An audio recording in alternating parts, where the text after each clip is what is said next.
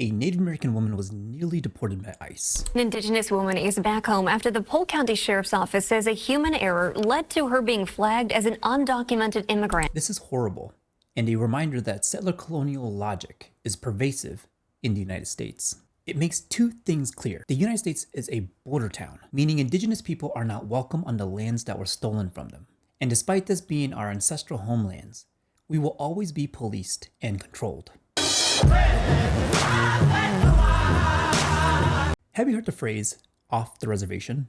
Went completely off the reservation. I have a lot of experience dealing with men who sometimes get off the reservation in the way they behave and how they speak. It means to deviate from what is expected or customary. It is common in political and military contexts. It can describe a party member who crosses the aisle. It can be used when a soldier disobeys an order or leaves the military base. In both of these contexts, the person who is deviating from what is expected is labeled a vigilante or going rogue.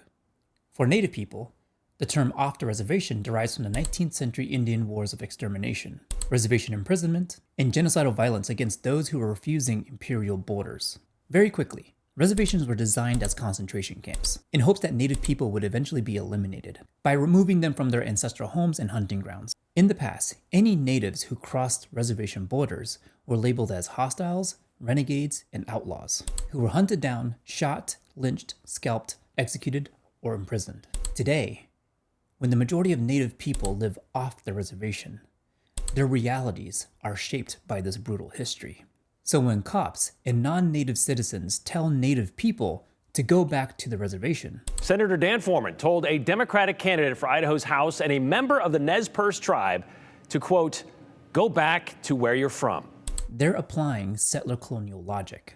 They're asserting ownership over land and space, reinforcing the notion that natives are not welcome. When ICE began terrorizing Indigenous people, my mind went back to a time when natives had bounties put on their head for leaving the reservation, when Native children were stolen and shipped to boarding schools, when businesses put up signs that read, "No dogs or Indians allowed." What it also did was reinforce the decolonial perspective that no one is illegal on stolen land.